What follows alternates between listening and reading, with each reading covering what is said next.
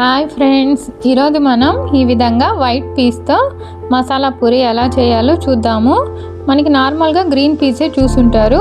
ఈ విధంగా డ్రైవి white piece కూడా దొరుకుతాయి.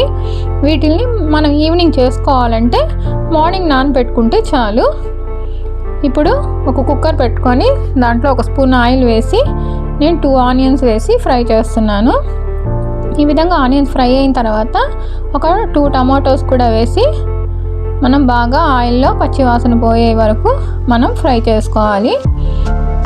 ఇప్పుడు ఈ టమాటాలు ఆయిల్లో ఫ్రై అవుతుండగా మనం ఒక స్పూను ఉప్పు, ఒక హాఫ్ స్పూను పసుపు కూడా వేసి అదే ఆయిల్లో వీటినంతా బాగా కలిపి ఫ్రై చేసుకోవాలి. ఇలా ఫ్రై అయిన తర్వాత దీంట్లోకి ఒక స్పూను రెడ్ చిల్లీ పౌడరు, ఒక స్పూను ధనియా పౌడరు వేసుకొని వీటిని కూడా బాగా కలిపి అదే ఆయిల్లో ఫ్రై చేసుకోవాలి.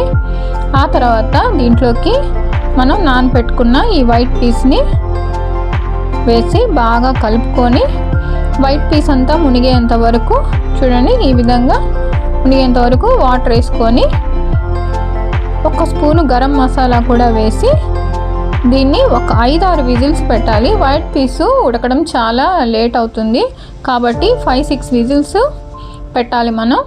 చూడండి, ఇప్పుడు చూడండి వైట్ పీసు బాగా ఉడికాయి. ఈ విధంగా వీటిని బాగా గంటితో స్మాష్ చేసుకొని ఆ తర్వాత కొంచెం కొత్తిమీర, ఒక హాఫ్ లెమన్ని దీంట్లోకి పిండుకోవాలి. ఈ విధంగా పిండుకొని మీడియం ఫ్లేమ్లో దీన్ని కొంచెంసేపు ఉడకనిచ్చి దించేస్తే ఇప్పుడు మసాలా పూరికి మనం ఒక ప్లేట్లోకి ఈ విధంగా, నా దగ్గర అయితే పూరీస్ లేవు, పాపడ్ చాట్ ఉండింది, దానివల్ల నేను ఆ పాపడ్స్ వేసి మనం చేసి పెట్టుకున్న ఈ కర్రీని కూడా వేసుకొని లైట్గా ఆనియన్స్ని వేసి కొంచెం దీని మీద మిక్చర్ కూడా చల్లుకుంటే ఇప్పుడు ఈ మసాలా పూరి రెడీ అయిపోయింది. మీరు కూడా ఈ విధంగా ఈవినింగ్ వర్షాకాలంలో స్నాక్స్ లాగా మీ పిల్లలకు కూడా ఈ రెసిపీని ఒకసారి ట్రై చేసి చూడండి.